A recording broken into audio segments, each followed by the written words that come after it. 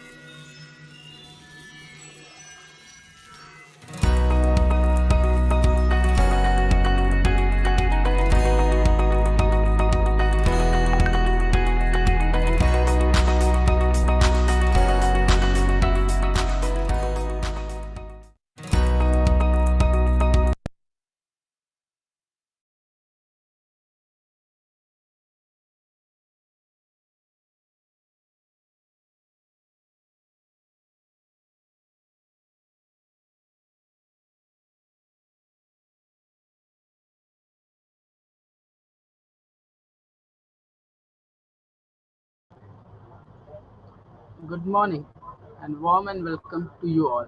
I am Arvind, your host for today. Our topic for today is Behavioral Safety Basics by Mr. Haridasan sir. He shall be covering viewpoints, 10 principles of safety, hierarchy of control in safety, enriched triangle of safety, safety culture maturity model, Swiss cheese theory of accident causation, root causes, behaviors, and accident, followed by question and answers. Let's quickly go to the agenda. Visual inauguration by Dr. Sundar Kataria, invoking the blessings of deity, chanting of Gayatri Mantra, introduction of the speaker, presentation by Mr. Haridasan sir, followed by question and answer and then closing session. Brief introduction of Dr. Sundar Kataria. Sadgun Sangh, conceived and led by Dr. Sundar Kataria, driven with a mission to elevate the quality, safety, and environmental awareness level of industry. Sadgun Sang is a series of educative, informative events illuminate professional solutions to current industry and economy.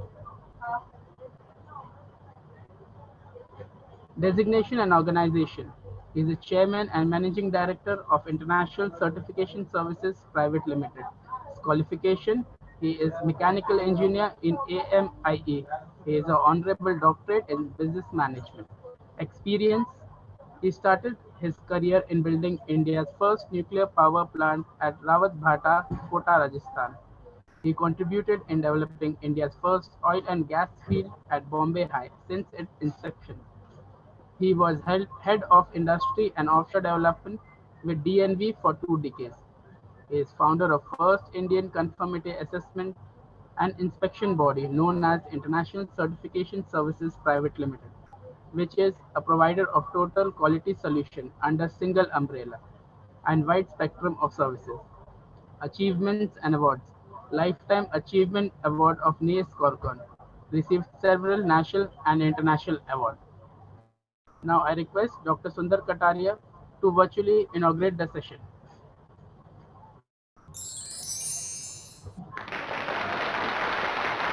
गुरुत्वं कल्याणम् आरोग्यं धनसम्पदः शुभं कुरुत्वं कल्याणम् आरोग्यं धनसम्पदः शत्रुबुद्धिविनाशाय दीपज्योतिर्नमोऽस्तु ते दीपज्योतिर्नमोऽस्तु ते शुभं कुरुत्वं कल्याणम् आरोग्यं धनसम्पदः शुभं कुरुत्वं कल्याणम् आरोग्यं धनसम्पदः. Please join us for the recitation of the Gayatri Mantra.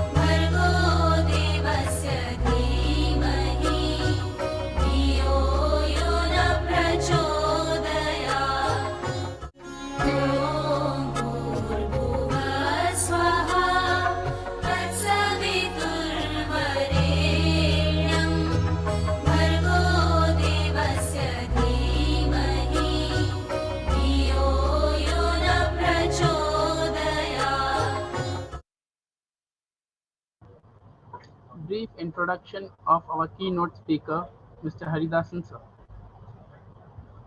Designation and organization: ex-assistant vice president, HSE, Reliance Industry Limited.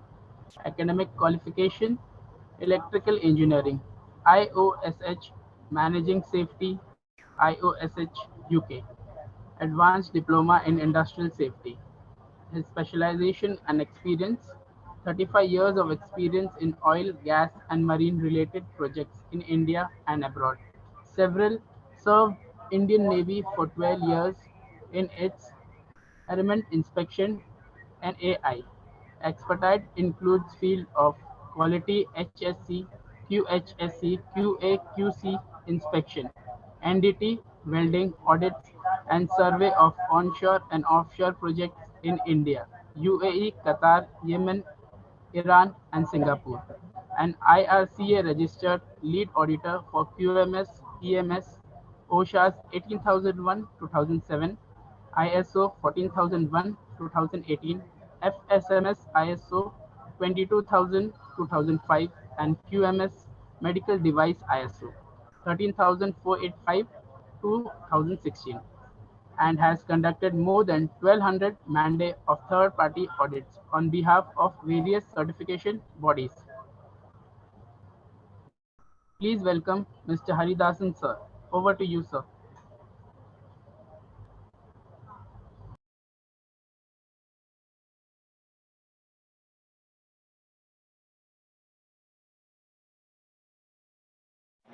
Sir, please unmute yourself.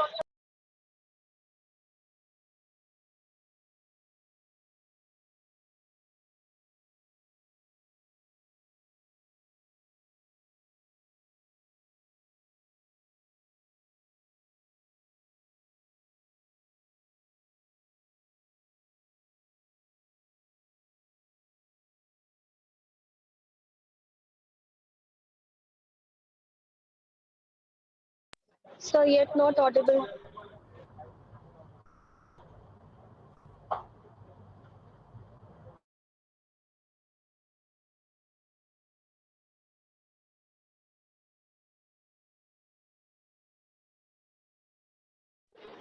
Sir, not audible.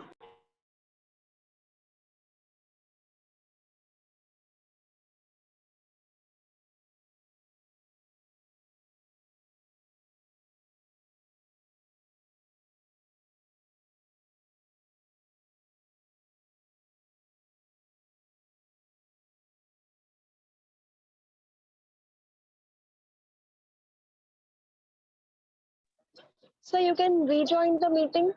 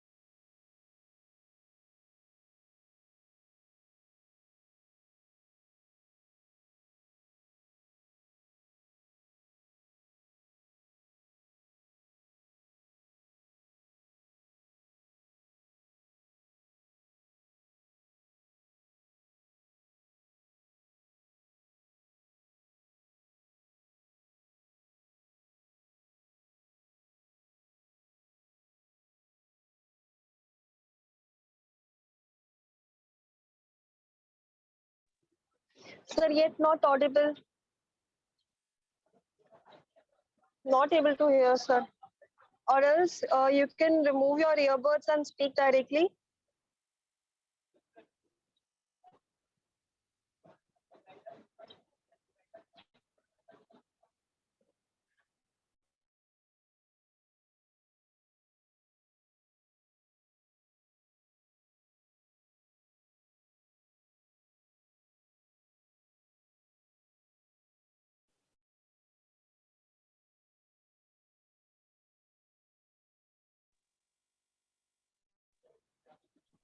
Not audible, sir, yet.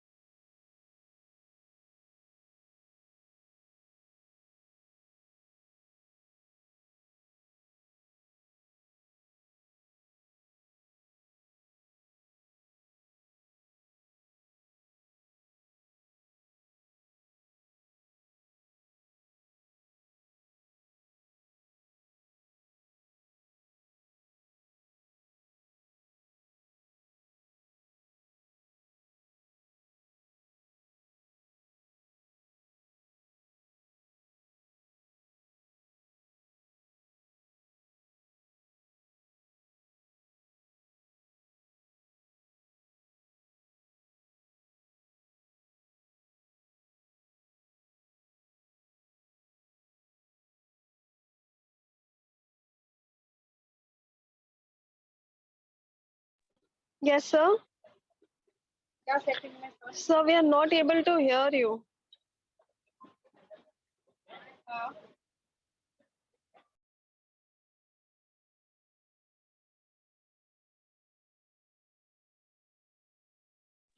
You are already unmute, sir.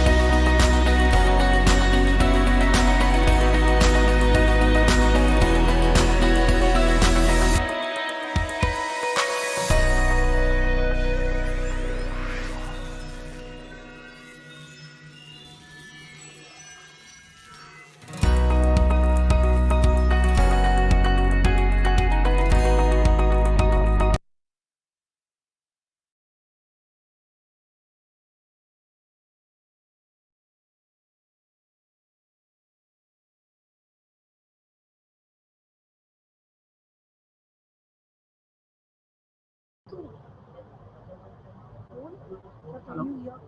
Sir, can't hear your voice, sir.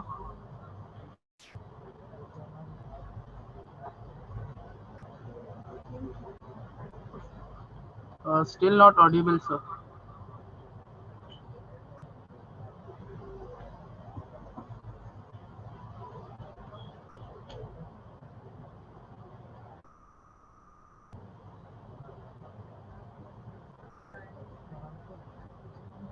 No, sir, still not audible.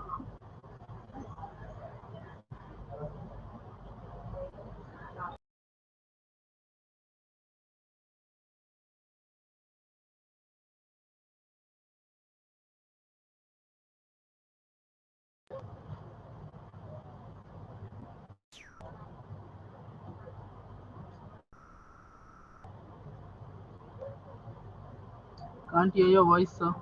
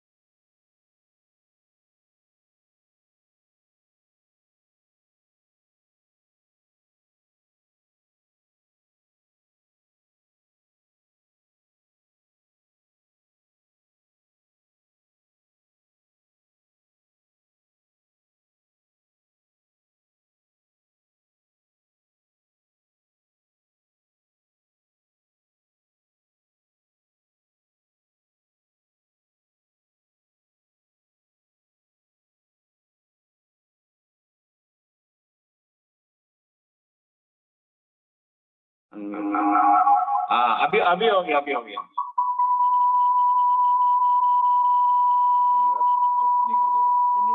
Sir laptop का आवाज mute कर दीजिए।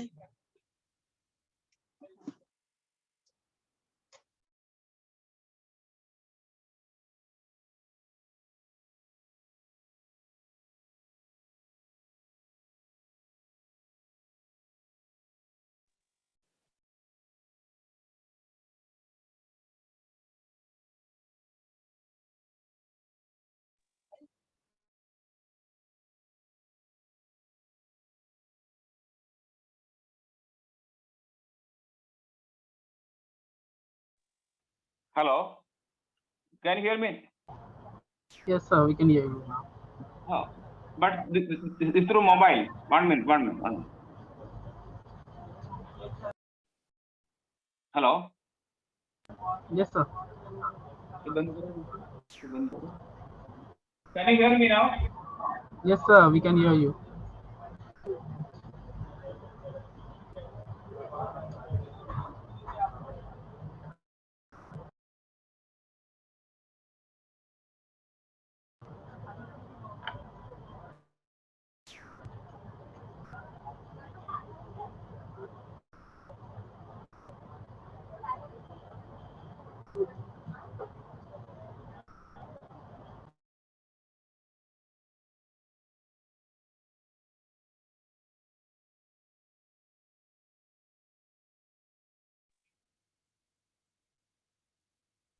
Hello. Yes, sir. Yeah, it is happening through mobile. Okay. So it's okay, so we can hear you through mobile. You can share the screen through your laptop. Okay. So please, all other, but a double sound क्यों आ रहा है? Sir आपका laptop का आप mute कर दीजिए और Laptop? Mobile का आपका ऑन रखिए. Laptop already mute है. राइट सर, अभी नहीं आ रहा है डबल सर. अभी clear, it's loud and clear sir. Okay. ठीक. Okay, no, there is sound issue. No, sir. ये इसका वॉइस है ना, बंद कर दो. इसका बंद कर दो. 1 minute. यहाँ से सुन. Hello, can you hear me now? Yes, sir, we can hear you now. This is only through mobile, okay? Okay, sir. Okay. What I will do, I'll just share my screen. Share one participant can share at a time, okay? So let me, yeah. Can you see the PPT? Hello? Can you see the PPT? Yes, sir, we can see. Okay. So can you full screen it, sir? But I'm still wondering how this is not happening through laptop. Hello? Yes, sir, now it's okay. Okay. Okay, first of all, we are really sorry for this network issues and other issues. So welcome to this behavioral safety program. And as you know, my name is Haridasan. And video will stop. All right. Before we go further, let's have a safety moment. And all of you, please mute your sound so that we can have a clear sound. Can you all hear me? At least Jarna can keep it open. Yes sir. Yes sir. Yes, sir. Okay. Loud and clear sir. Yeah, all others can mute the sound, and of course, let's everyone's have a muted, safety. sir. Yeah, let's have a safety moment. I don't know whether you'll be able to hear my sound. There's a video I'm playing.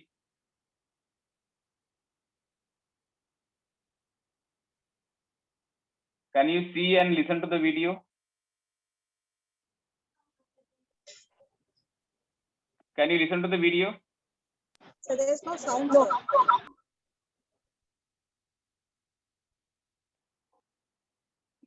इधर बंद किया ना? So while sharing, you need to tick mark on the sound, sir. When you share the screen, there is an Now? option for the sound. Now?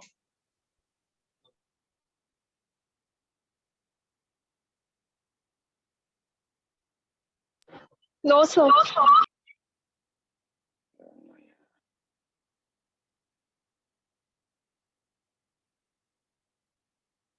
Sound इनको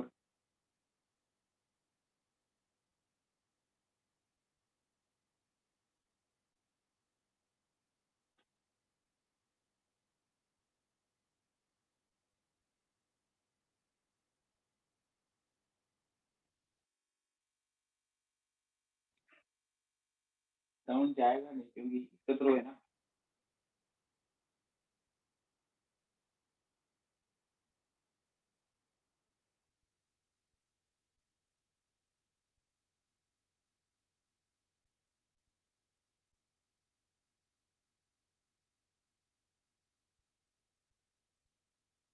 कोणते share ते मी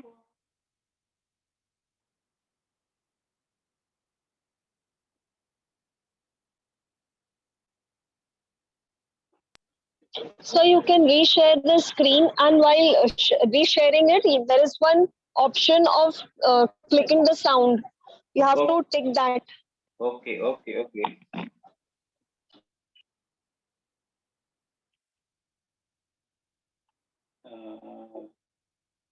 New share. Do I have sharing options?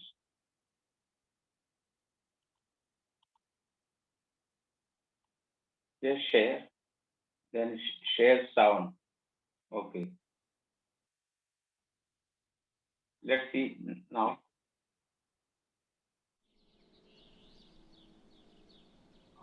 Coming? Yes, sir. Okay, okay, very good.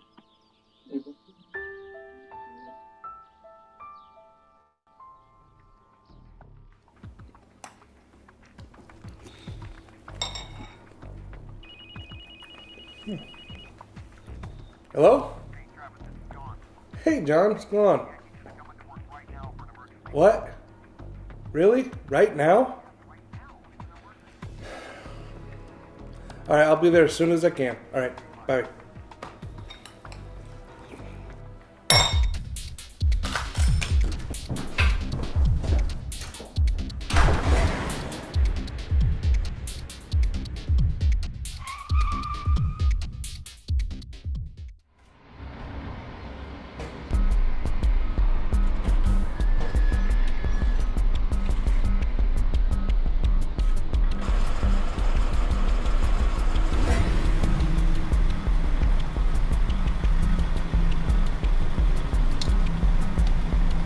All right, get ready to let a few cars through. Okay, go ahead. All right. Come on. Okay, just two more now and get ready to stop. Go ahead and stop the red truck. Okay.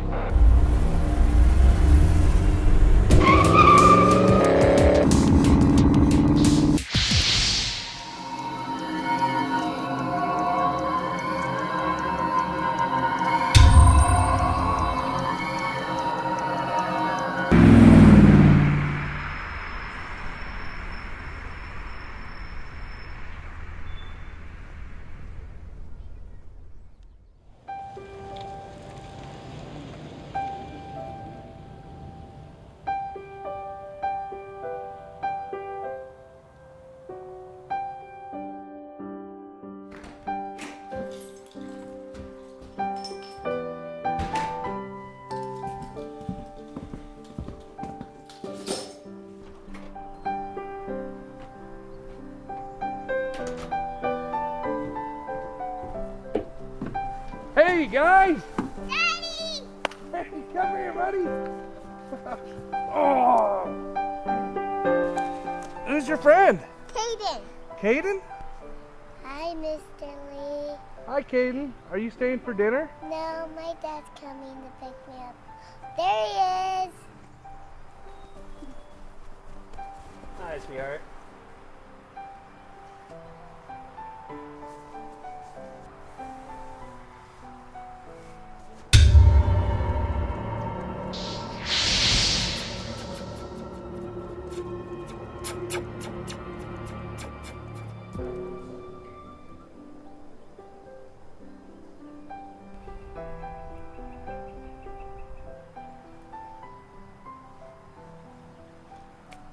Sorry.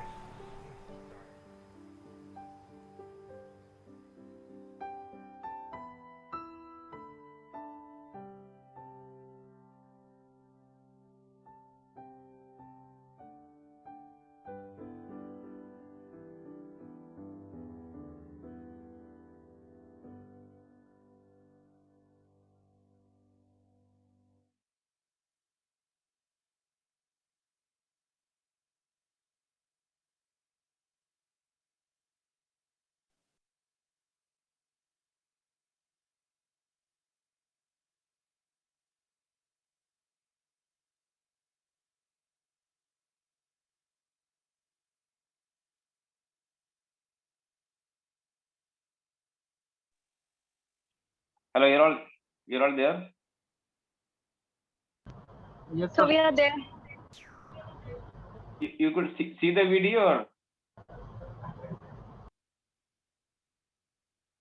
Hello. Yes, sir. You could see the full video? No, sir, we were only able to see the sound. I mean, listen the sound. Oh, okay.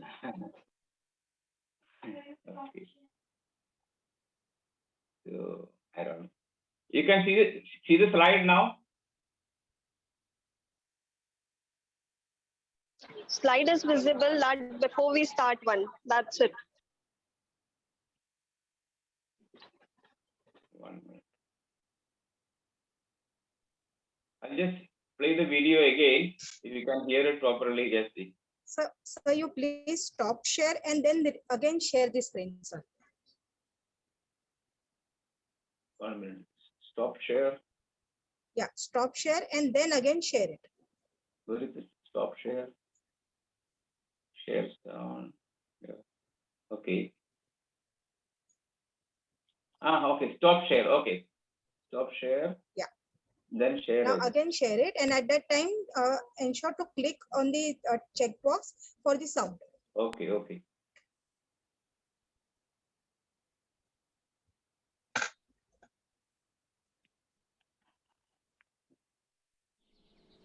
Just see sound is coming. Yes, it's coming clear now. Video also. We can see the video and the sound also is clear.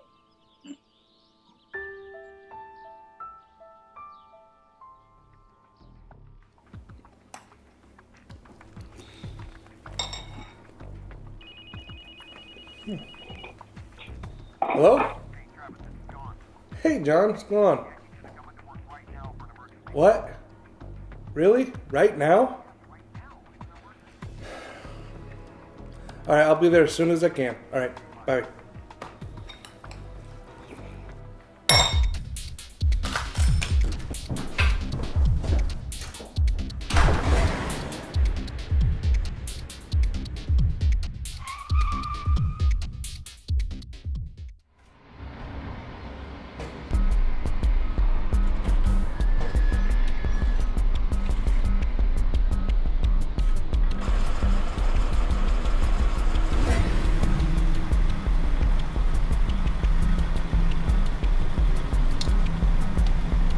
All right, get ready to let a few cars through.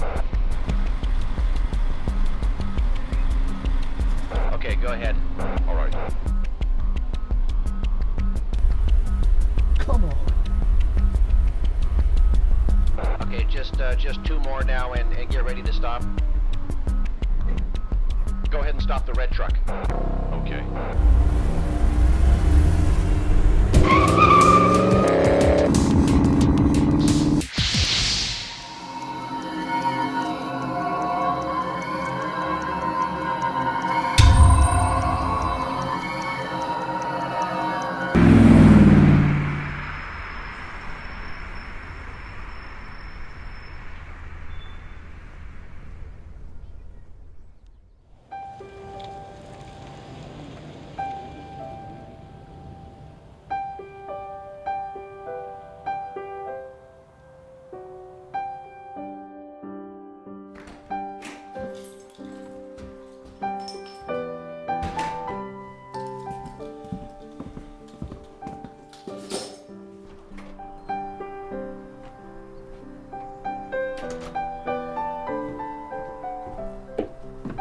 Hey, guys!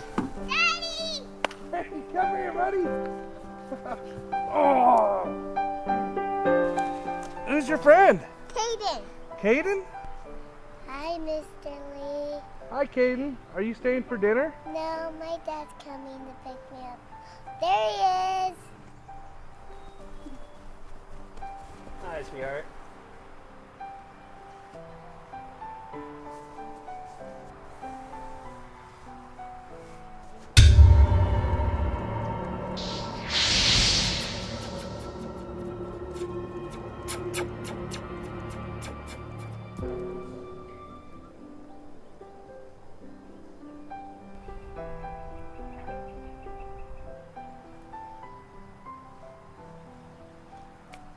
Sorry.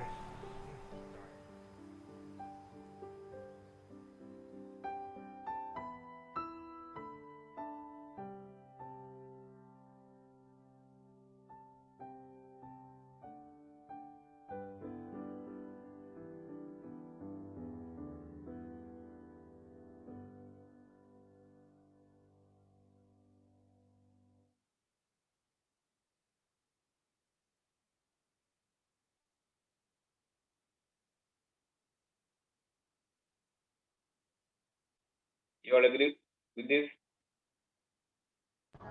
Yes, sir. Okay, okay. Okay, gentlemen, I already had my introduction. I think the sound is still, I don't know what to do.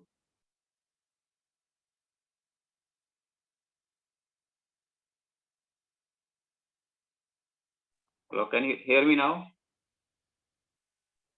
Yes, sir. Yes, sir. I mean, my sound is going only through mobile. Yes, sir. I don't know why.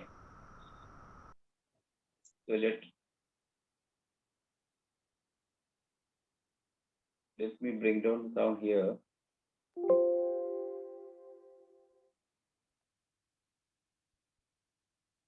Okay, you all can still hear me? Hello? Yes, sir. Yes or no? Yes, sir. Yes, sir. We can hear you. Okay. Okay, my introduction is already over. So that part is fine. See, this is DuPont's 10 safety principles. Now, DuPont is a company where it started 200 years back. They were, you know, what they started with? They started with explosive manufacturing 200 years back. So the beauty of this company was the management of this company was also staying in the same premises where the explosives are being manufactured. Okay. That's a kind of safety consciousness, that's a kind of safety commitment they had, the management. So they, of late, came into chemical technology, and they are also now a leading safety consultants all over the world. DuPont is highly paid safety consultants all over the world, and they're also fantastic chemical manufacturer. So most of these companies in India, like Reliance, we have DuPont consultants for almost 3 to 4 years, and Tata's have got DuPont consultants on board for enhancing safety. So they have 10 principles. Now, these principles are, of course, you can read the principles.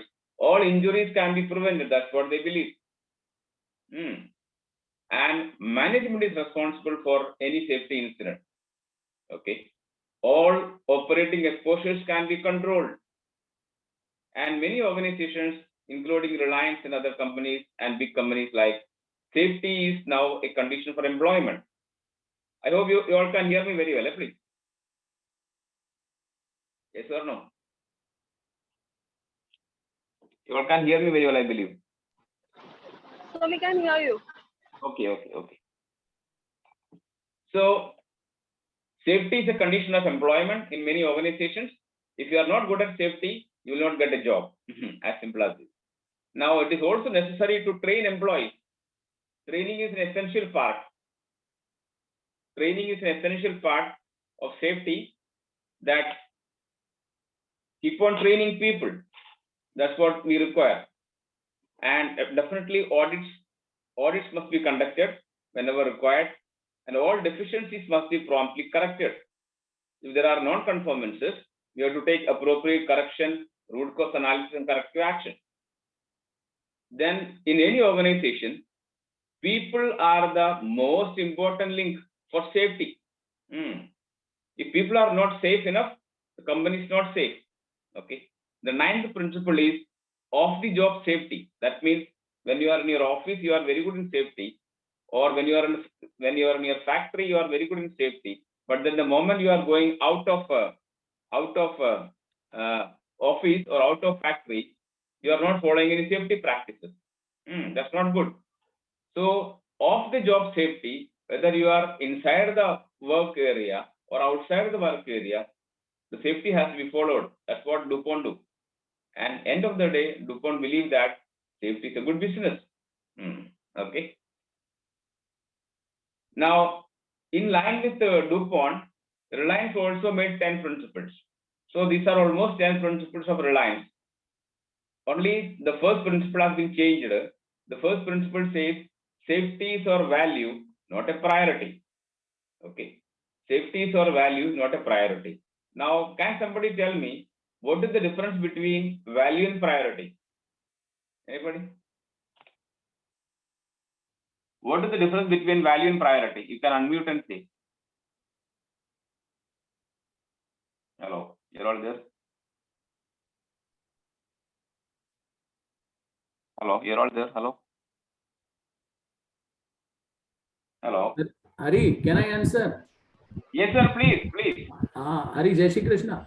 Jai Shri Krishna. Hari, according to me, priority, can be adjusted, but value is mandatory. That's correct. That's correct. Because value is a culture.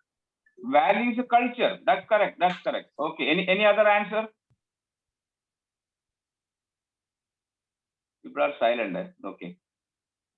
I'm really not feeling good because I'm hearing only through mobile. There's something wrong. I don't know. Till yesterday, I had an online program in my laptop. I don't know what is happening today. Okay. So safety, the priority is something which can be changed. If you got 10 jobs to do and your boss says, no, Hari, you do this first. So your priority can be changed. But end of the day, your value is your national value. For example, your family values, your the culture. It's all about your culture, the safety culture, the national culture. So it cannot be changed. That's what the difference is. Okay. Rest all the principles are same for Reliance also. We are in line with DuPont. Okay. Now you see this. You all can still hear me. I don't know through very well. You all can hear me very well. Yes, please go on. Okay. So I'm really confused whether my voice is going through the laptop or through the mobile. I don't know. But in any case, I'll just speak. If you are not hearing, please tell me. Please, hello. Okay. Now look at this picture. Are you familiar with this picture? Yes, we are. Now we are definitely. I'm from Mumbai. So this is a daily sight here in Mumbai and many parts of the world, many parts of India, that people just cross the railway tracks. Whether it is Vapi railway station or Surat railway station or Ahmedabad railway station or anywhere in Mumbai. Now these people, if you ask these people, you know what they will say? Oh, Hari, I've been doing this for last 25 years, so nothing to worry, isn't it? So they are routine violators. You understand what I'm saying? Hello. They are routine violators. Now, if you are already crossing railway track for last 25 years, that doesn't mean that you are doing a safe job. You are every day violating the rules. I would say you are a routine violator. But one day, for your bad luck, you could be killed also. You understand what I'm saying? So the point here is, if you are doing an unsafe thing on a daily basis, that doesn't become safe. You are getting me what I'm saying? Hello. You're all there? Yes. Hello? Yeah. If you are doing an unsafe job on a daily basis, that doesn't become safe one day. It is still unsafe. Now, this is something called part of Henry's triangle, but then this is the hierarchy of control. Eric PD, those who have done NEBOSH can appreciate this. Eric PD. What is Eric PD? If you have hazards in your place, we need to take control measures. Like in 45,001 also we say about hazard identification risk assessment, HIRA. Okay. The moment you have medium or high risk activities, we have to take control measures. Now, control measures, how do we take control measures? When we take control measures, we have to think about, hey, whether we can eliminate the issue. It's not possible to eliminate. We have to reduce it. We have to do controls. What sort of controls? There are two types of controls: engineering controls and admin control. Can anybody say what is engineering control? What is engineering control? Hello. What is engineering control? Anybody? Hello. Control through design. Control through design. See, the moment now, very nice example I would give. During my early days of Indian Navy, I used to travel from Daisar to Churchgate, you know. So I had a friend from Daisar, one Mr. Prakash Patare. Patare used to say me, "Hi Nair, never buy a ticket in Indian Railway Mumbai, you know." So Patare used to say me, "Mumbai में कभी ticket नहीं लेने का है." I said, "क्यों Patare?" तो बोलते हरी देखो हम लोग we are also Indian naval Indian Navy guys, and also the railway is also government, you know. So there's no point in taking a ticket. It is from government to government. That's what Patare's argument was. And he never take a ticket. Worst to worst scenario is if he's caught in Churchgate station, he may just say, I am from Indian Navy and, you know, blah, blah, blah. Finally, he end up in giving 20 rupees that time in 84, 20 rupees and color. That's the way he does. But I'm asking you, gentlemen, can you enter a metro without a valid ticket? Yes or no? Can you enter a metro railway without a valid ticket? No, sir, we Yes or can't. no? We cannot. Why? Hello, why? Because they have designed that way. So the system has been designed in such a way that you cannot enter the metro without a valid ticket. This is nothing but engineering control. But there is also another control, that is admin control. What is admin control? Admin control is basically the procedures, SOPs, OCPs, then barricades, providing security, these sort of giving slogans and placards and signages, all are basically admin control. So when you have some issues in the health and safety management system, we need to have control measures. The priority should be given to elimination, then reduction or substitution, then engineering controls if possible, or finally admin control. If nothing is possible, definitely you provide PPE. I hope you know what is PPE. PPE stands for personal protective equipment. But remember, PPE is the last line of defense. You appreciate that. So in the worst scenario, if you don't have PPE on, if you are not wearing a helmet or safety shoes, that's the final. Nothing can save you. So PPE is the last line of defense. But the first line of defense is always on the elimination part. That is elimination, substitution. This is called ERIC PD in a Bosch. Eliminate, reduce, isolate, control, PPE, and last is discipline. The kind of discipline what we have, the operational discipline. Okay. Now, as you go from bottom to top, we are more into proactive mode. As we come from top to bottom, we are into a reactive mode, negative mode. That's very important. Okay. Yeah, this is ERIC PD. ERIC PD. If somebody has done NEBOSH examination, the question will be asked, what is ERIC PD? Okay. Now, what is discipline here? You have a good management system in your company. 90% everything is okay. But your discipline is less. The operational discipline is not good. That means you have only effectively 22% of overall effectiveness. But in other words, if you have better control, better discipline in your operations, whatever you do in health and safety, you have almost all the chances of having 80% of overall HSE effectiveness.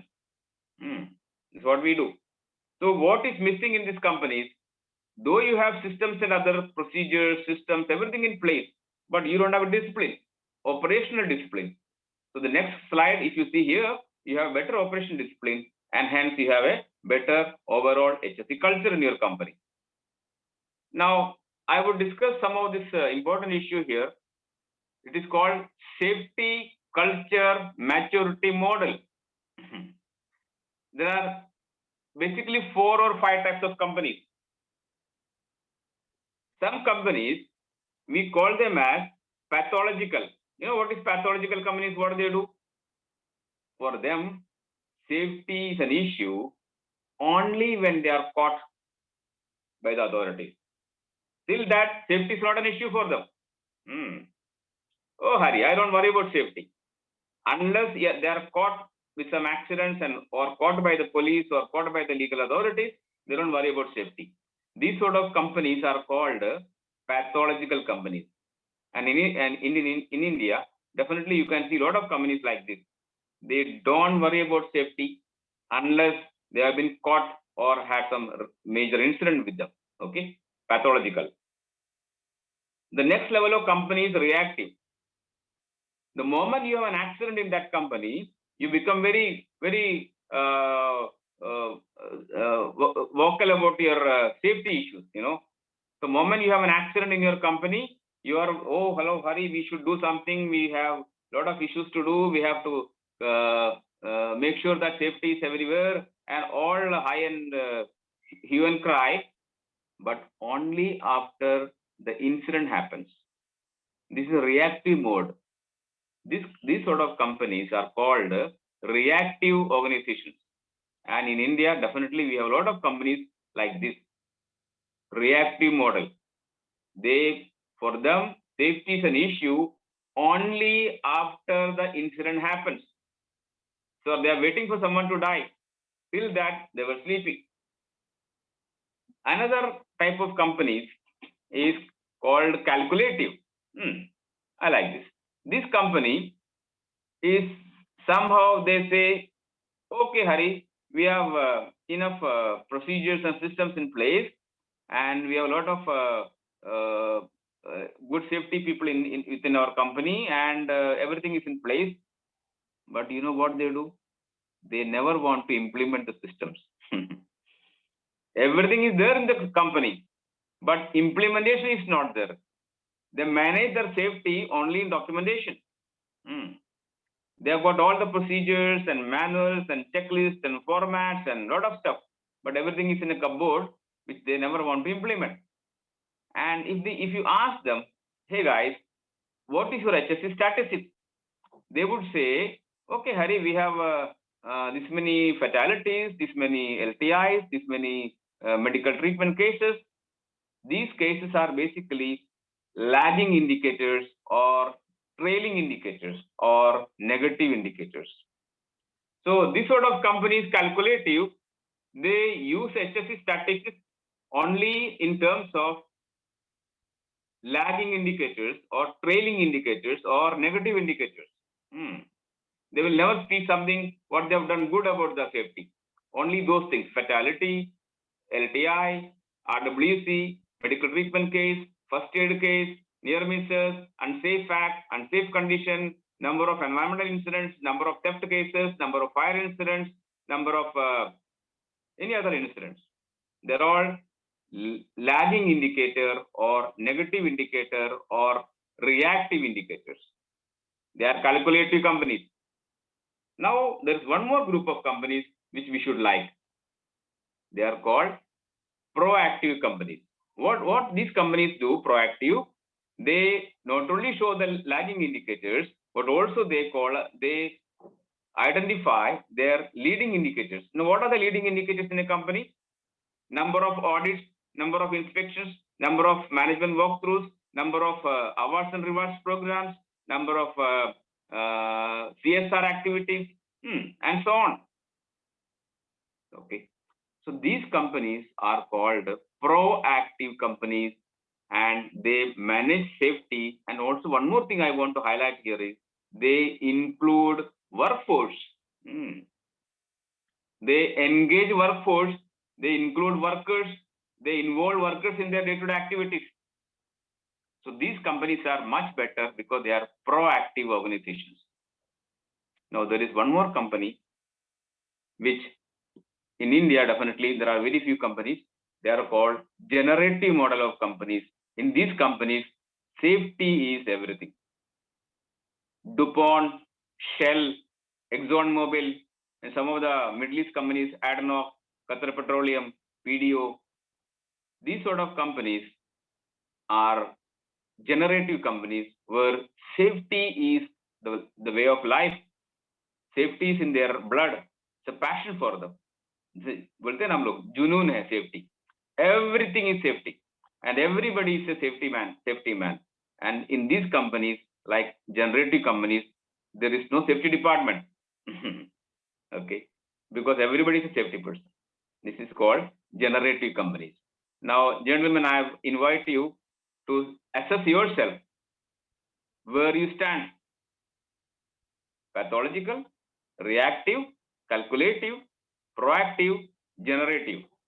Please assess yourself and find out where do we stand as on date. If you are standing in reactive, maybe you can think of becoming calculative. If you are already calculative, we can think of becoming proactive. If you are already a proactive company, should definitely think of becoming a generative company. That's the ultimate safety company. I hope you understand what I'm saying. Hello. Okay. So these are the safety culture maturity models. Now, what happens actually? If you look at these companies where there are a lot of incidents, where people use only hardware. Hardware means the machinery, the procedures, and SOPs, and those sort of things. So they don't implement safety. So those companies, they'll have more number of incidents. And if you look at the chart again, as time involves, when they involve engagement of people, when they involve people in safety, the number of incidents are reduced to an extent, to large extent, So if you come to the right side of the graph, you see that the safety incidents are reducing because you involve people in the business, you involve workers in the safety. So those companies are towards continual improvement. Yeah. So as you move from pathological to generative, your incident rate reduces and you are towards a continual improvement. This is called Bradley curve. Have you heard of Bradley curve? Bradley curve is something like, some people in the organization say, hey guys, I do safe things because I should not get into problem. I'm doing safe things because I should not get into problem. This is what management thinks. Hey, we should not do something wrong because we should not get into problem. Now, when it comes to individual, he says, oh Hari, I should do myself in a safe way because I don't get hurt. That's an individual concept. But as a team, what we should think is, it's an interdependent mode. As a management, the first one, that was a dependent mode. And the second one was individual mode, that is called independent mode. And third one, as a teamwork, it is called interdependent mode. Which means, I work safely because not only I should not get hurt, but also others should not get hurt. That's a teamwork. That's called interdependent mode. This is done by Bradley, so it is called as a Bradley curve. Now, as you see that from left to right, as you move from dependent mode to interdependent mode, definitely the injuries come down. Now, all of us need to think about interdependent mode because I work safely because not only I should not get hurt, but also no one should get hurt. That is interdependent mode. Now, normally what happens is, why there is unsafe acts are happening. In a study, we have seen that out of 100 accidents, 90 out of 100 unsafe acts and conditions, 90 are unsafe acts. Now, unsafe acts are done by people, the individuals, the human beings. I just wish only we had robots in our company, but not so, sir. We have also human beings in the work site. So people can do mistake. So they commit unsafe act. I hope you understand the difference between unsafe act and condition. Anybody? What is the difference between unsafe act and unsafe condition? Anyone? Hello, anyone? What is the difference between unsafe act and unsafe condition? Hello, you're all there? Hello, sir. What is unsafe act? What is unsafe condition? So unsafe act is done by individuals and condition is prevailing side. Yes, sir. Perfect. Thank you very much. So, but remember, gentlemen, most of the unsafe conditions are created by unsafe acts, isn't it? Unsafe acts will lead to unsafe conditions. For example, yes or no? Yeah. Agree, sir. Yes, sir. Yeah. So, for example, we do some job unsafely. We forget to clean our workplace, and we finish the job and go. Now we have by not cleaning your work site after the job, you have done an unsafe act, but then you are living in unsafe condition for others. So now when you look at unsafe acts, there could be errors and violations. You know, there could be some errors. Errors could be skill-based errors and some mistakes. Violations can be routine violations, the one we have seen in the morning, that people cross the railway track. Routine violations. They are used to routine violations, you know. Oh, Hari, I always want to cross the railway tracks, you know. Nothing will happen to me. So there are situational violations, exceptional violations, and optimizing violations. I'll not go into details of this because of the time. Maybe some time later, some other time. There are also errors, skill-based errors and mistakes. If you are used to drive in Indian conditions, then you go tomorrow going to Middle East, there is a left-hand drive. So you may do some mistakes because you are thinking you are in India. So this is because of your skill-based errors, slips and lapses, rule-based mistakes, knowledge-based mistakes. There are a lot of things. So this is one slide where we can analyze how unsafe acts can be further analyzed. Okay. Now, when something happens in the company, what will happen? We normally, what we do, we tend to blame the people, the person. That is called blame culture. Blame culture. Ale, you have done this. Because of you, this incident happened, you know. That's called blame culture. But in safety, we believe we should not have the blame culture. In fact, we should have just culture. Just culture means don't blame the system, don't blame the person, blame the system. The system is the issue. So this, I don't have time to completely explain this. If you have something, instead of blaming people, blame the system, so that you find out the root causes, why the system is lacking. So you have to improve the system by giving training, coaching. Sometimes, if it is on the more of a personal issue, then we may end up in giving warnings, verbal warnings, maybe 1 or 2 warning letters, and finally we may even take him off from the job, isn't it? We dismiss him. That is related to the personal issue. But if it is a system issue, we must improve the system, give training, reinforce the system, etc. Okay. So this is the just culture and blame culture. Now this fellow thinks, you know, what is wrong in this picture? Hello? What is wrong in this picture? No safety belt. Say again, sir. No safety belt. Okay. Anybody else? He is not holding the side railings. It's not holding the handrail. Fantastic, sir. He is not holding the handrail. He is on top of the rig in a platform, oil and gas platform. But as he comes down, he is not bothered to hold the handrail. He must be thinking like, you know, Hari, I've done it enough time. I've done it 1,000,000 times in my rig.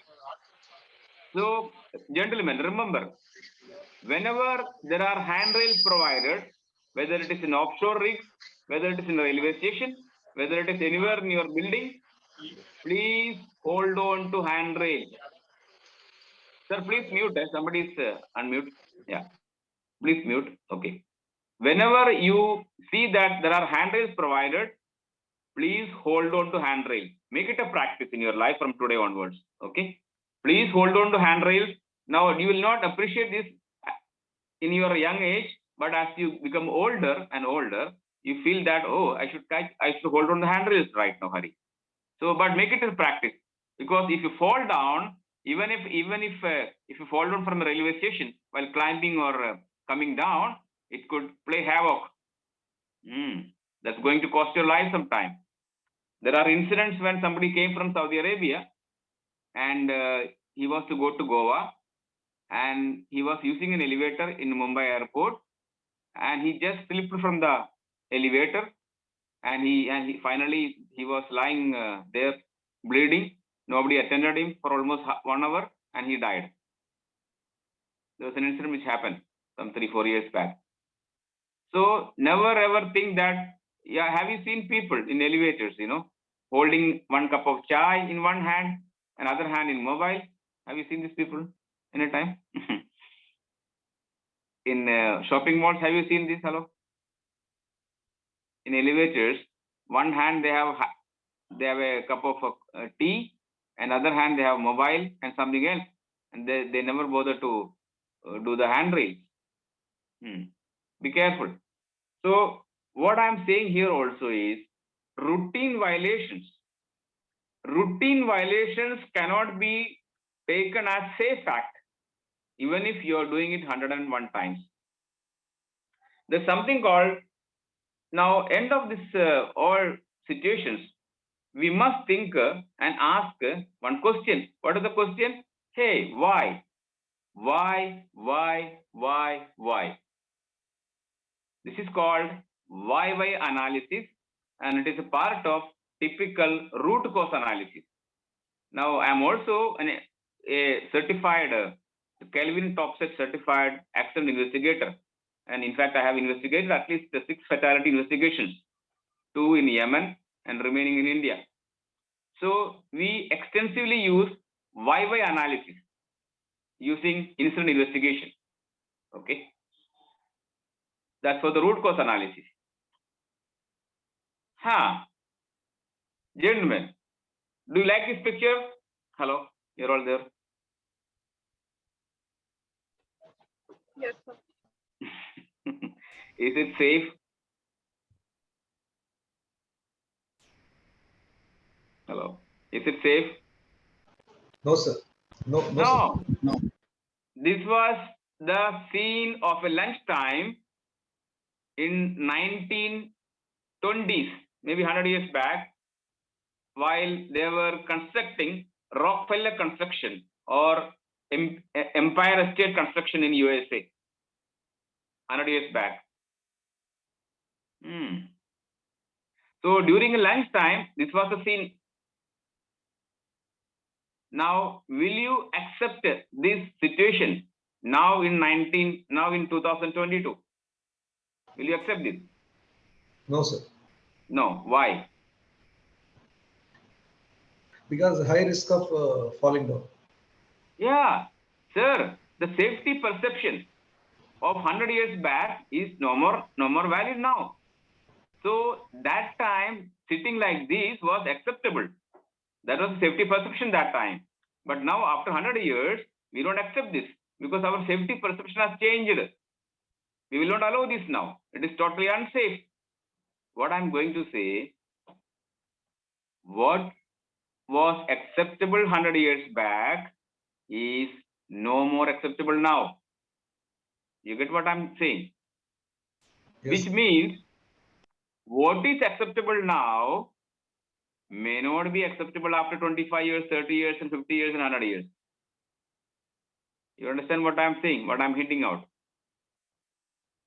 What is acceptable now as a safe thing may not be acceptable after some time. For your next generation say, no, Dad, this is not safe. Mom, this is not safe. Or grandmom, grandpa, whatever. So as the years pass, as the time passes, your safety perception changes. India is also fast moving now. We are also changing our perception towards safety. A lot of things are coming now. Our sights are better comparing to last 20 years. Okay.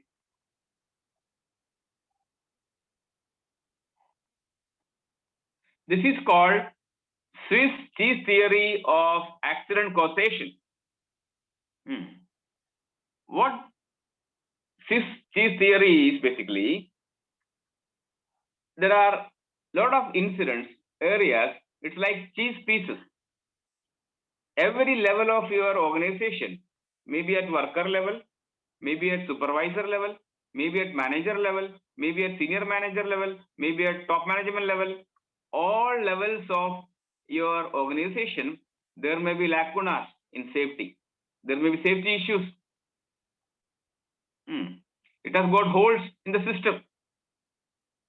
Now, normally, a welder or some worker, if he does some mistake, it doesn't lead to a big incident. But what happens is, everybody is doing mistake. Everybody is nobody is taking care of safety in none of the areas. In worker level, supervisor level, manager level, auditor level. Now we are all auditors. We also don't worry. Okay, Hari, don't worry. If we do that, what will happen? One fine day, all this will collide together to become a major incident. This is what happened in Bhopal tragedy. This is what happened in Piper Alpha. This is what happened in Texas refinery disaster. This is what happened in Challenger disaster. If you look at any big incident, this is what happened in BHN disaster in Mumbai. One of the best platforms in Mumbai, completely burned out. So if you look at all these incidents, bigger incidents, you see that at various levels of the organization, there are safety lacunas, there are safety issues which we don't see. Here the orange blocks which you see are supposed to be the protective layers like auditing. We as auditors also need to look at that. Whatever we do as an auditing practice, we should not compromise. You understand what I'm saying? We should never compromise. If you find an unsafe act or unsafe condition, we must stop the job. Stop. Then rectify and go further. We should not allow some unsafe act or unsafe condition to exist in the organization.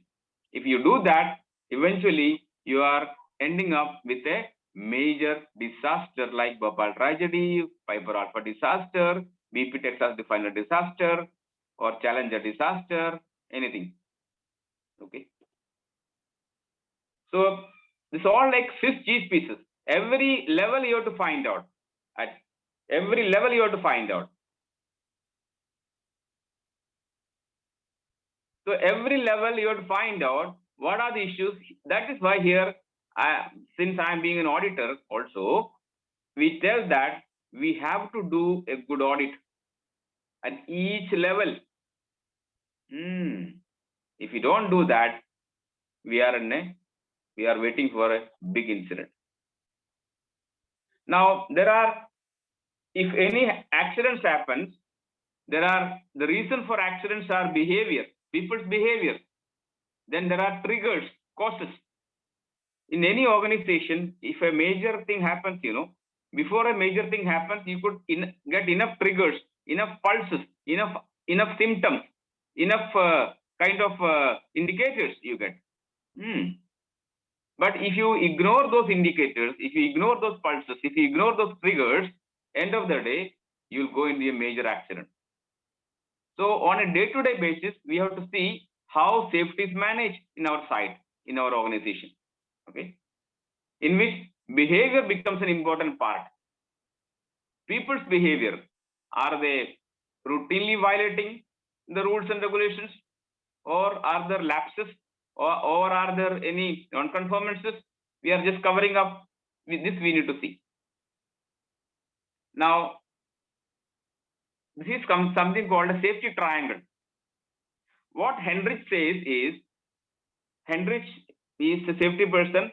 He has done almost 40 years of research in his line and found out for every fatality, if someone dies in your company, there could have been 30 major incidents which could have been already happened. Then only one major thing will happen. One individual will die. Behind every fatality, there could be 30 major injuries. There could be 300 minor injuries. There could be 3,000 near misses or first aid cases. I hope you all understand what is a near miss is. Anybody who doesn't know near miss? Hello? An incident has happened, but nobody was injured. That's a near miss. Okay, nothing happened. Incident happened, but luckily somebody saved. That's a near miss. So there could be 3,000 near misses or even first aid cases. People don't care the first aid cases because they say, Hari, it's only first aid case, you know. Small cut in the finger, maybe small rash in your skin. But if you leave this unattended, then Heinrich also says there could be 30,000 hazards, unsafe acts and conditions in the company. So the first three items, you know, fatality, major injuries, and minor injuries. If something happens, somebody dies, you cannot do anything about that. Someone has got a major accident, major injury. You cannot do anything. Even minor injuries, we cannot do anything. Of course, we can do some treatment. But these sort of things we call as reactive. We cannot do anything. But gentlemen, ladies, look at the two bottom columns, bottom rows, where you can do something. Ideally, Heinrich says, every day you have to find out your unsafe acts and conditions. Please record your unsafe acts and conditions on a daily basis and do corrections, root cause analysis, and corrective actions. Then eventually you may not get a fatality. Now, if you neglect the bottom of the triangle, you find out one day somebody dies in your organization. Okay, this is called Heinrich's triangle. Now, if you ask me, the secret of safety is nothing here other than the bottommost part of this triangle. That means on every day, we have to find out the hazards, that is unsafe acts and conditions. Please record it and correct it. Then eventually you may not get, for example, every day you do something in the bottom of the triangle. So eventually you may not get a fatality. That means you are narrowing down the triangle. You understand what I'm saying? So what as a safety person we have to do, or as an employee of the company we have to do, every day we have to find out what are the unsafe acts and conditions. Record it, observe it, correct it, resolve it. Then you find that the whole company, the safety culture changes. Eventually, somebody may not die in your organization. This was there anyone who was affected in 2005 flood in Mumbai? Anybody there in the group? 2005 flooding? Yes, I have witnessed it. Okay. So this is some of the photos of 2005 flooding. Now in this flooding, a lot of people, including me, I was affected. I was coming from Powai to Daisar. It took almost 12 to 13 hours a day to reach home, and I was trapped in between, and luckily things were okay. But many people died. There a lot of damage happened. But we also learned a lot of stuff. You know, what are the learnings from the 2005 flooding? Anybody? What did we learn from 2005?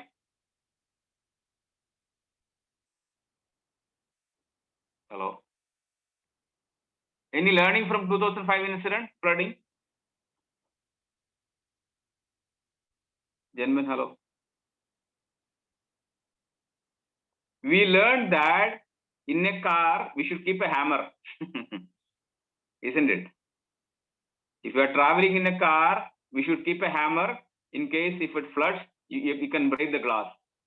But we also now know that we can use the headrest of the seat as a hammer. You can use that as a hammer to break the glass.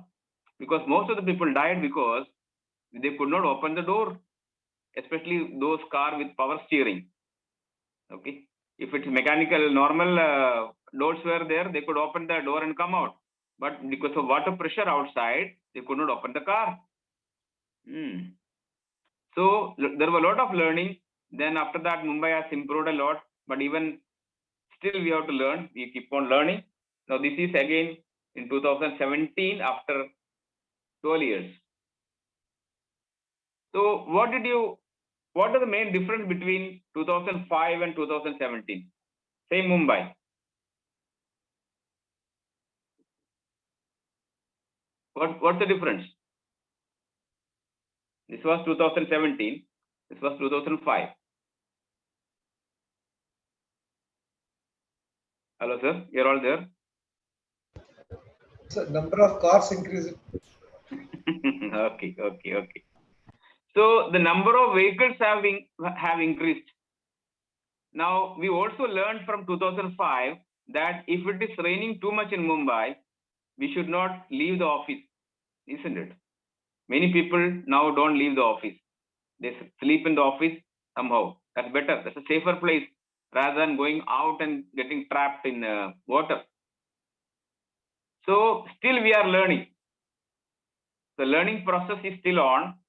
So every incident we have to learn from the lessons learned from the projects. Okay, the part of learning.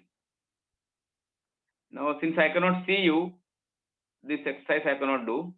Okay. Now, what I'm saying is the safety perception of 100 years back is totally different from the safety perception now. We have a different safety perception. You see the world is round, but actually it looks like that world is flat. So when the first man, Galileo or Copernicus, whoever said that the earth is round, they were punished, isn't it? they did not believe. Oh, no, earth is flat only. Why it is round? So because people perceived that earth is always flat, but it's actually round. Similarly, what do you see here? What do you see here? What do you see here? Hello. Picture of a girl and an old man. An old lady and a young girl also you see here? Yes. So you can see both. And you can see a lot of other things also. You can see dolphin, you can see star, you can see a lot of stuff. Okay. It's all about perception. Whatever you perceive here, it's all there. Dolphin, old lady, young lady, all there. There's a mustache man there, the man with a mustache. There's an old lady also. Okay. So it's all perception. Whatever you think, if you ask your child to ask her or him, what do you see here? So she or he will say a lot of things, isn't it? From their imagination. Inclined or parallel? Inclined or parallel?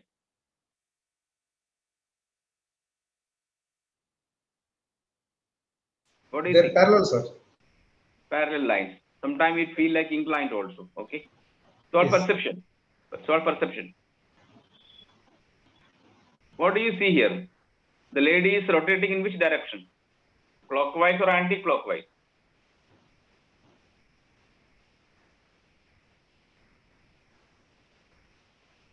Clockwise or anti-clockwise?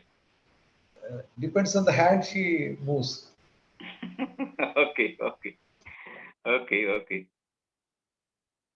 So sometimes people say, no, Hari, she's moving clockwise, and sometimes they say, no, Hari, she's moving anti-clockwise. So all your perception. This is the scenery of my side, earlier side. Will you accept this? No, sir. No. It's not a good side for anybody. Will you accept this? No. Sometimes people think, they are super humans. They are Superman. They can do anything. The safety harness, the safety belt, normally people say, harness should be where? Safety harness should be tied where? Below or above your chest level? Above, sir. Above the chest level. And here, where it is tied. So if he falls, actually, he would have serious injuries, isn't it? And on the left side, you see also people are working.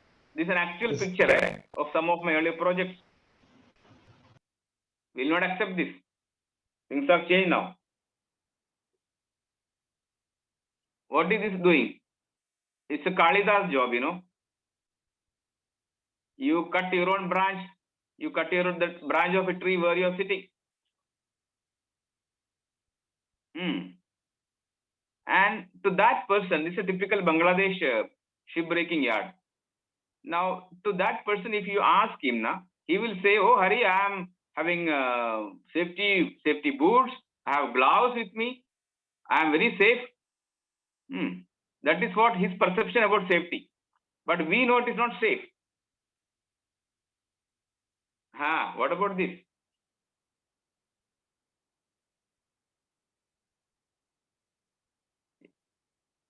He thinks that he is working very safe, isn't it? Okay. Good one. Hello. He made a helmet out of something. Okay. No, sir. Yeah. And he's so confident. "Oh, Hari, I am safe. Don't worry." What about this now?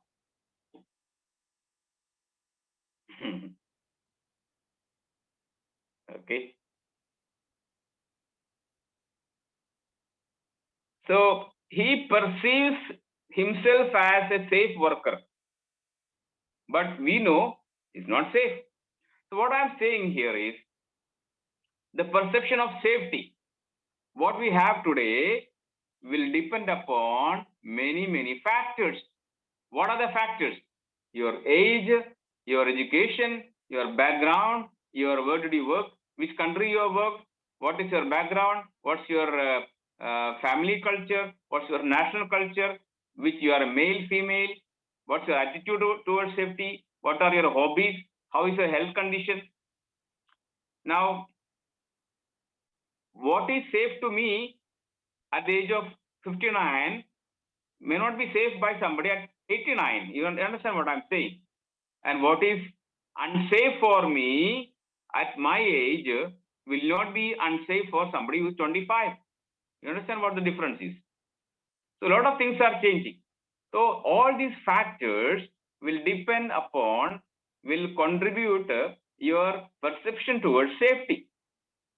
So your safety perception today, what you have today as a person, whatever you think safety is there, because of all these factors.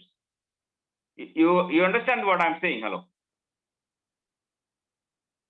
You appreciate what I'm saying? Yes, sir. Yeah. The safety perception what we have today is nothing but an algebraic sum of everything what we have.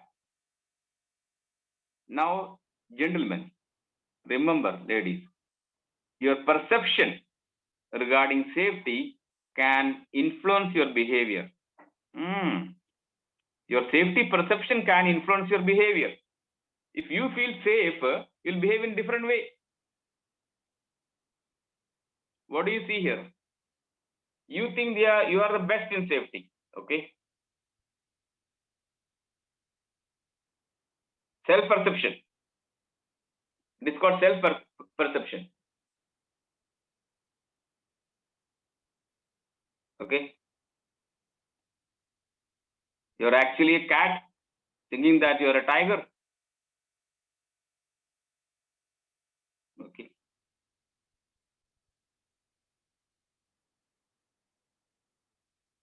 So what we want to say here is, we need to understand, hey, how we look at the world, how we understand the behavior of our own and the people around in the workshops, in the sites. Okay. So once we understand the psychological aspects of people, maybe we can appreciate safety better. Why somebody is doing unsafe act, if you analyze, we'll come to know a lot of issues. It's not that I'm just genuinely saying something today, sir, all of you. No worker want to get injured at workplace. That's the reality. Everybody wants to come home safely. Okay. Nobody wants to get hurt. But because of their awareness, lack of knowledge, lack of experience, they get into accidents. So it is our job as a leader, safety leader, to tell them, to make them aware. Yeah, I think again, I don't know whether this video will work.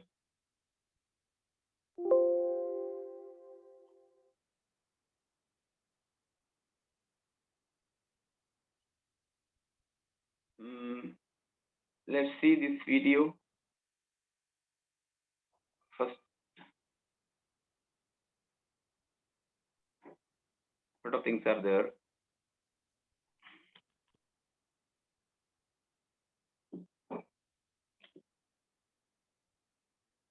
Can you still see my screen? Hello, all of you? Yes, yes, we can. Okay. But I don't know whether sound is coming or not coming. I don't know. Let me try.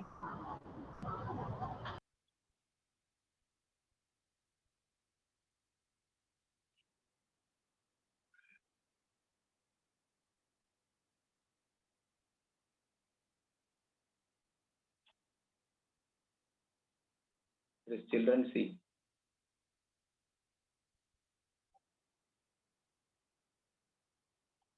Please tell me if you can hear and see the video, okay?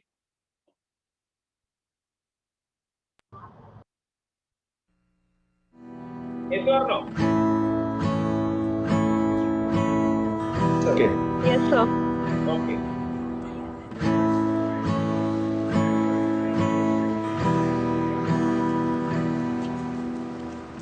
It looks like rain again today. Dark clouds gather and fill the sky. Don't know how to talk to you, just know how to say. Can listen also, no? Sound also is there?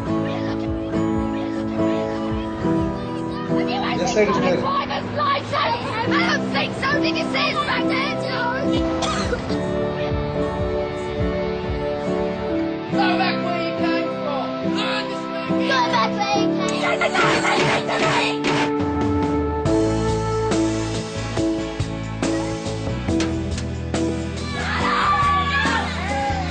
What's wrong with you, Harry?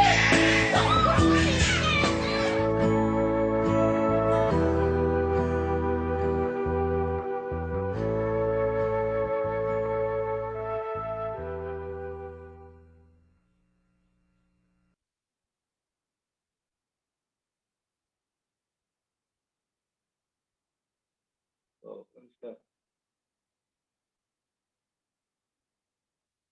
No.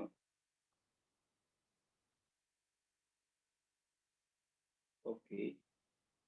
Hello, you're all there? Hello? Yes, yes. Channel now. Yes. Share video. Where's my?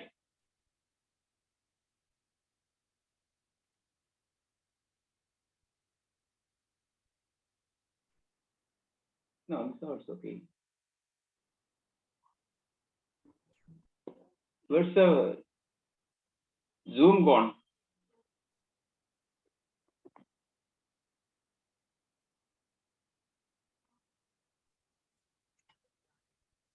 Hello, you're all there? Hello? Video वाला जो आपका icon है उसमें है sir zoom नीचे आपने अभी जो किया था हाँ उसके बाजू वाला Yeah. Yes But I can't see that, no? वो कहाँ गया? सो उसको क्लिक कीजिए ना तो ओपन हो जाएगा आपका. तो क्लिक कीजिए. Your sharing screen. Your screen is sharing. Okay, but how to come to the? Okay, was my okay PPT is here. Okay. Yeah, PPT. Okay. Oh, yes. Yeah, yes. yeah, okay. All right. So this was about basically whatever we do, children just copy that, isn't it? Whatever we do, children copy that. So we have to be really careful and what we do as a safety person, as a safety leader. Okay. We have to be careful. Oh. That's okay, but where is my, okay. Can you see this, hello, all of you? Yes, sir. Yes, sir. Okay. So we must be the change that we want to see in the world. If you want good safety, you have to practice safety ourselves as a leader. So if, as a leader, if I don't practice safety, I cannot tell my people to practice safety. It's all about leadership. So we have to be really aware that what we do and what we do not do. Gentlemen, listen to me carefully. What we do and what we do not do, definitely it matters a lot to the workers. So if as a leader, if I am not modeling myself, if I am not a role model for safety, my workers will not also work safely. They will not wear PPE. They will not bother about the SOPs at site. So as a leader, what we do and what we do not do has got a high impact. Now, this is all small presentations. Already I'm late by 20 minutes. I'm sorry about that. Thank you very much. And I'll end with another video. I don't know whether it's still connected. No, yeah, it's connected. There's a video here. Please say whether you can hear and listen both. Listen and see both. Okay. Jarna, please tell me if you can see and listen also. So we are able to see and listen. Very good, very good.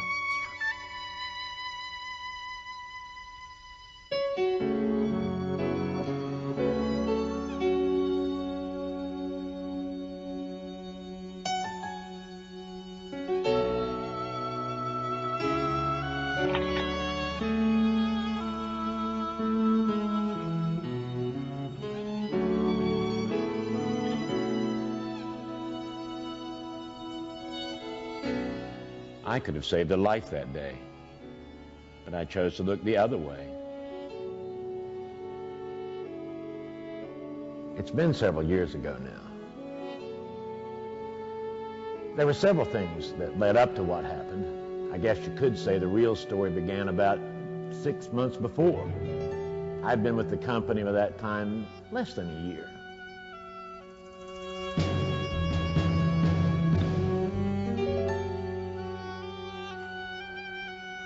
Hey, Joey, you don't have the line from the heat exchanger blanked off. We went over this at the maintenance meeting, huh? If you don't blank it, a failure in the heat exchanger can cause pressure to backfeed into the supply line. Sorry, John, I must have forgot. Look, that'll make this procedure last twice as long. Besides, I never heard of a failure in the heat exchanger. Joey, you've only been here for a year. There are things you don't know. Okay. And just so you do know, a heat exchanger did fail in the Windsong plant. And if that had happened here, you'd have a face full of high-pressure steam right now. Now look, there are reasons for every procedure that we have, and you need to follow them. And be sure to remind the other guys, too, huh? You know, if you see them changing this valve without blanking off the line to the heat exchanger. They should know that by now. They're in a meeting. Sure they do. Just like you did. Old habits are hard to change, Joey. Well, several months went by and I was beginning to feel like one of the guys. and like they would listen to what I had to say. That's when I had this run-in with Randy. This was about a week before it happened.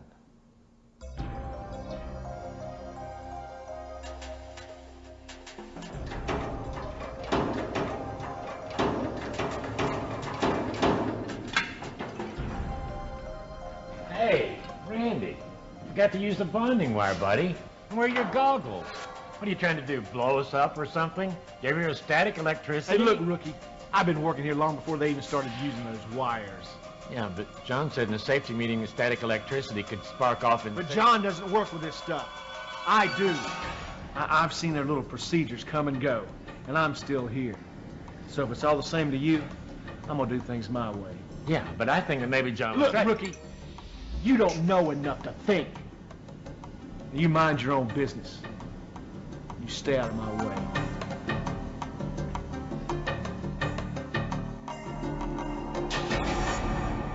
I still remember how low I felt after that conversation. It really shook my confidence. And I'm sure it contributed to what happened a week later.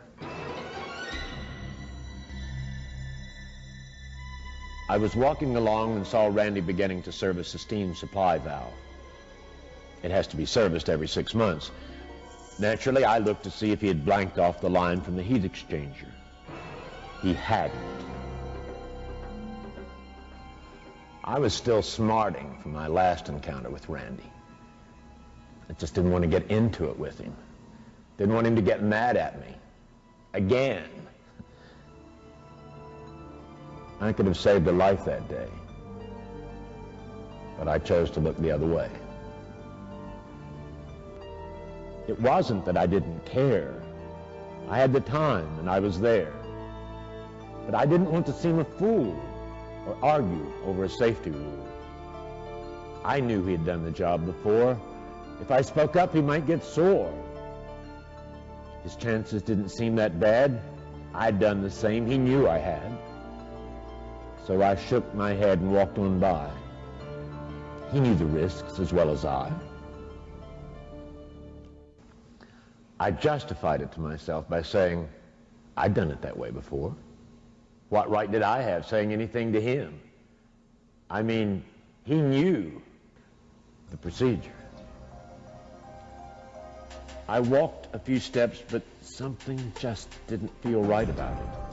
I stopped and turned around. I'd like to think I was going to say something to him, but I think I was only trying to convince myself that everything was okay. It wasn't. He took the chance. I closed an eye. And with that act, I let him die.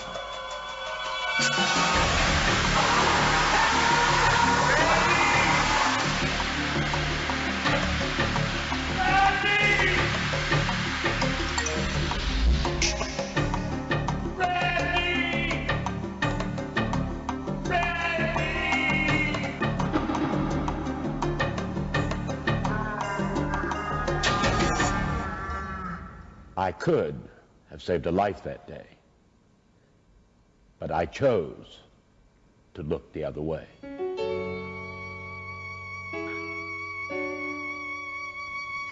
And now, every time I see his wife, I know I should have saved his life. That guilt is something I must bear, but it isn't something you need share.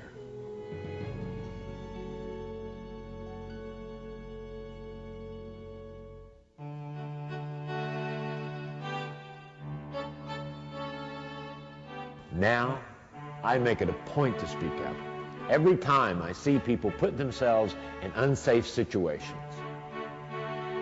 Not to criticize people, although some people take it that way, but because I truly don't want them to get hurt. Some of the newer guys get mad from time to time. I don't mind. But the older guys, the ones that knew Randy, they understand why I do it. In fact, they've started speaking up also, and it's starting to rub off on others. Just the other day, someone reminded me to put on a face shield. He didn't know me or Randy. He just knew I needed to wear it. And he wasn't afraid to say so. I made a point of thanking him for reminding me, because that's the kind of concern our safety program needs to reach the next level. I'm truly sorry that someone had to die before we realized it. If you see a risk that others take that puts their health or life at stake, the question asked or thing you say could help them live another day. If you see a risk and walk away, then hope you never have to say, I could have saved a life that day, but I chose to look the other way.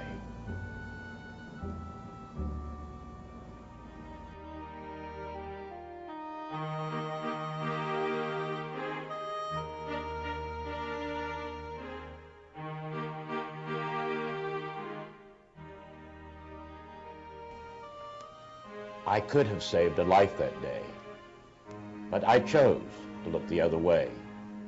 It wasn't that I didn't care. I had the time, and I was there.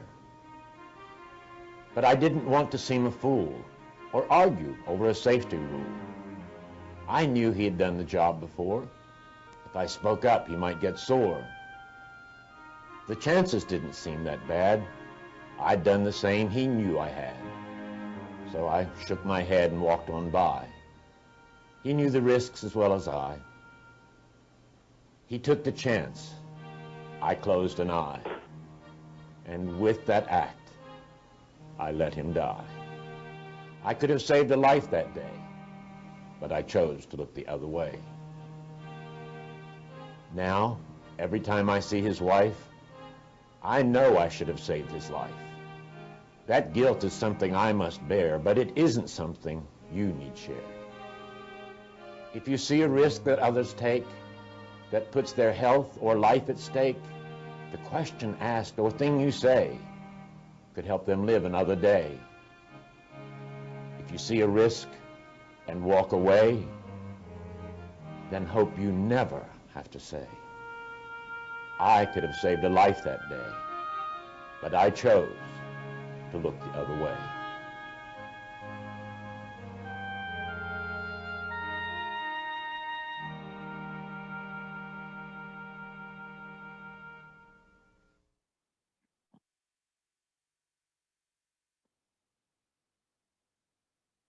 So you can come back. I'll start my video also.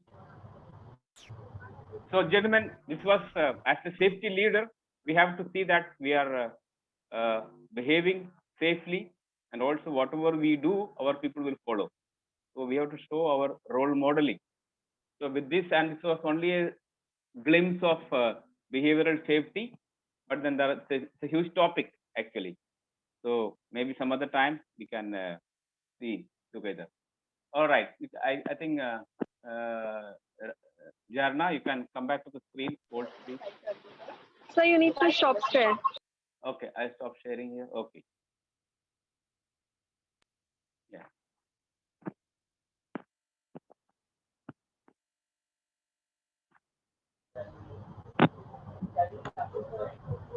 Thank you, sir, for such an informative Yeah, talk. any questions on this, please? Hello. Any questions?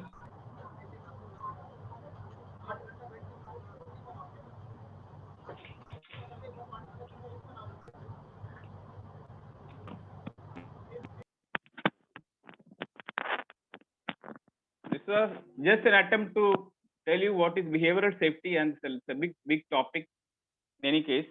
So, any questions, gentlemen, ladies? Hello, you're all there.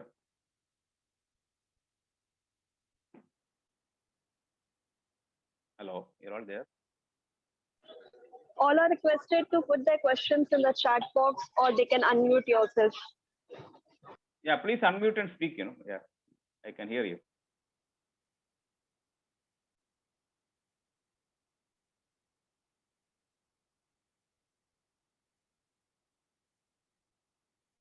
or any other feedback you want to give, so that yeah, whatever.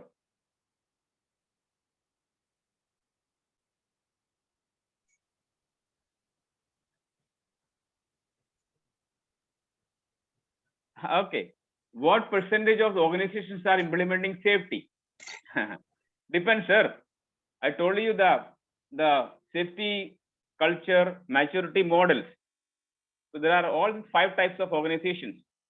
So depending on the type of organization, they will implement safety. So it's a gradual enhancement of safety culture. It's not cannot get a high safety culture in one day. It takes time. Yes, sir.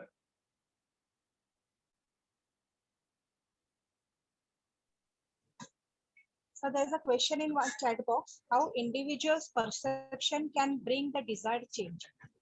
Yeah, it's all about individuals. If individuals see that I am safe, you remember Bradley curve. As a Bradley curve, what we say here is we have to act in such a way that we have to work safe, not only for me. You have to work safe for others also. Not only that I am safe, but because others have to be also safe. It is called interdependent model. So an individual has got an important aspect in safety, health and safety especially, because everyone has to act. They should be aware of what are the safety principles and other things, and they should act safely, not only for themselves, but also for others. Interdependent safety. The individual is an important link. Yeah, that's correct. Yes, sir. Where is the chat box here? Yeah, here. There are a lot of chats.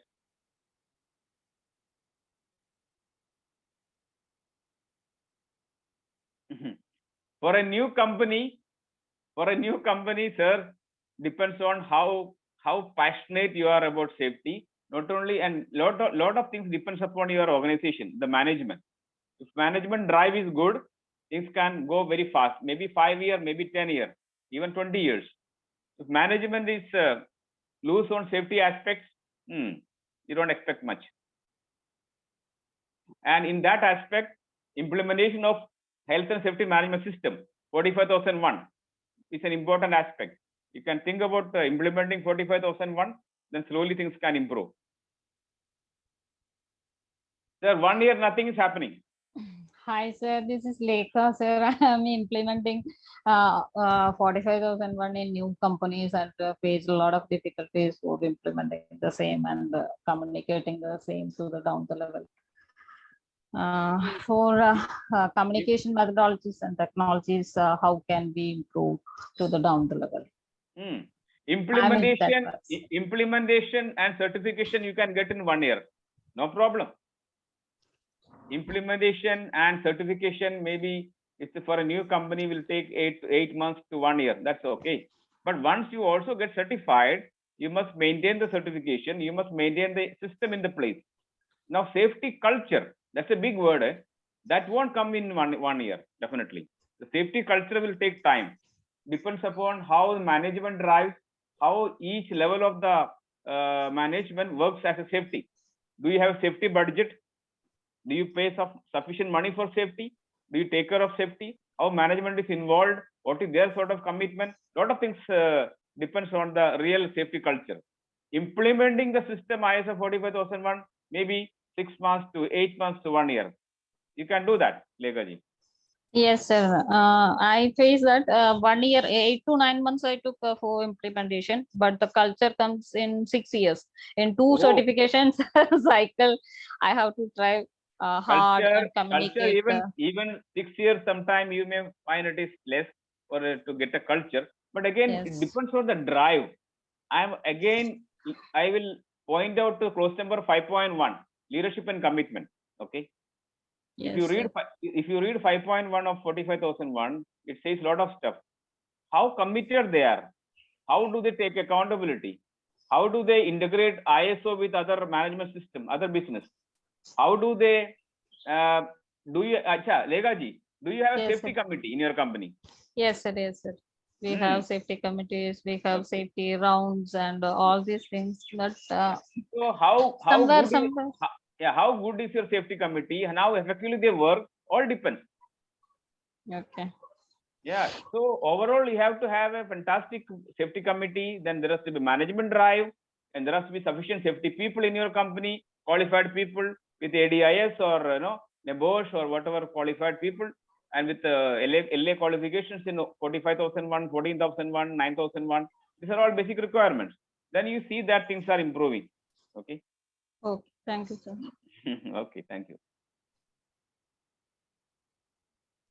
I will not be able to share the presentation because it is my personal stuff. So I'm sorry about that. Okay. Harish, yeah. Anybody Any more else? questions?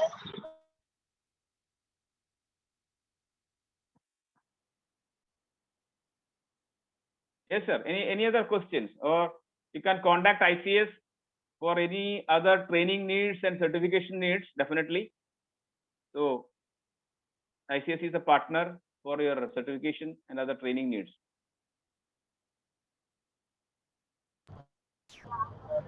Thank you, sir. Thank you very much. For such an informative talk, sir. Thank you. Thank you. Our next session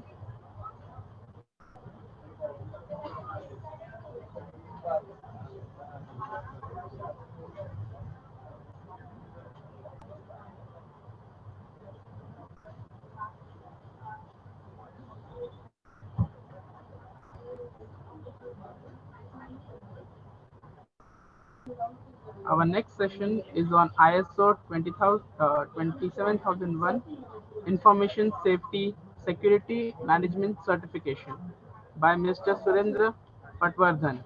He shall be covering history of ISMS standards, what is ISO 27001, which are other standards, who can go for ISO 27001,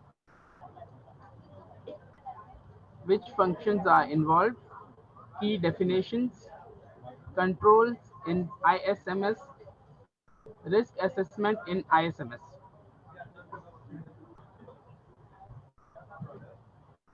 ICS is pleased to provide all its research and development, integrated management system, QMS, EMS, and OSHAs. Excellence in education management, ISO made easy in Gujarati, Marathi, Telugu, and Hindi. For reading any of the above books, please contact Ms. Sushma Khindalkar. Please register on www.sadgunsang.org and go in your login and give feedback. On behalf of the Sadgunsang team, I would like to express my presence and contribution to make this webinar a great success. Now we officially close the session. Thank you all. Okay, thank you, gentlemen. Take care, all of you. See you next time. Thank you, Harish sir. Amazing presentation. Was a treat hearing you. Thank you. Thank you so much, sir. Appreciate it.